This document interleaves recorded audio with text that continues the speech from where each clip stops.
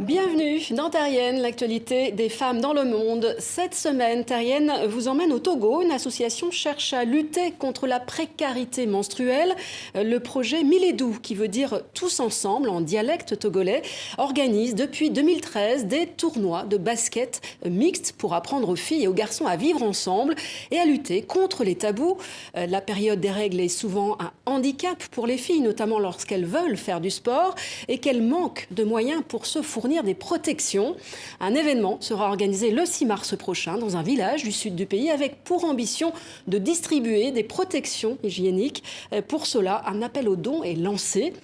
L'initiateur du projet explique dans ce clip de campagne de l'association comment justement le basket sert d'outil d'émancipation pour les filles.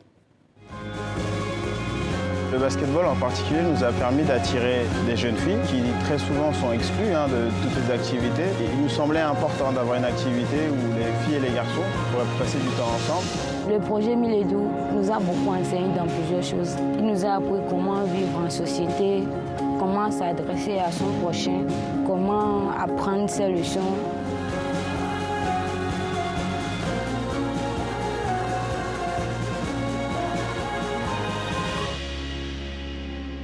Voilà, tous ensemble donc. Le coup de griffe cette semaine, c'est celui des Koweïtiennes qui à leur tour lancent leur vague MeToo. Des centaines de messages affluent depuis des semaines sur les réseaux sociaux dénonçant le harcèlement sexuel et défiant le conservatisme de la société koweïtienne. On voit donc circuler ce dessin devenu l'emblème de cette campagne. On y voit 3 femmes, l'une dévoilée, une autre avec un hijab et une dernière, le visage couvert, avec ce slogan « Ne la harcelez pas ».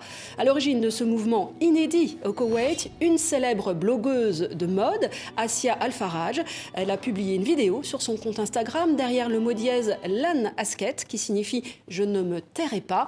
Elle compte plus de 2,5 millions d'abonnés sur les réseaux. On l'écoute. Ce que nous voulons, c'est que cela serve à tout le monde, aux femmes harcelées, aux hommes harcelés, à ma mère, à mes sœurs, à mes frères, à mes fils.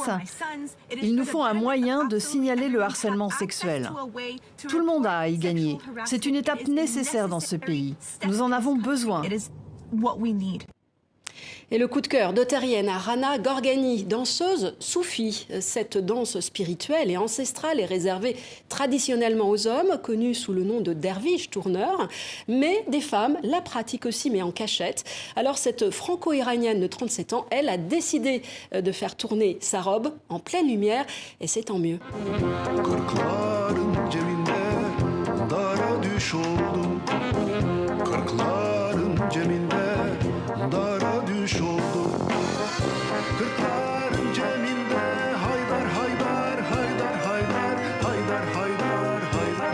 Magnifiques images tournées en Tunisie. Tous ces sujets et dossiers sont à retrouver bien sûr sur le site des Terriennes. Rendez-vous sinon la semaine prochaine.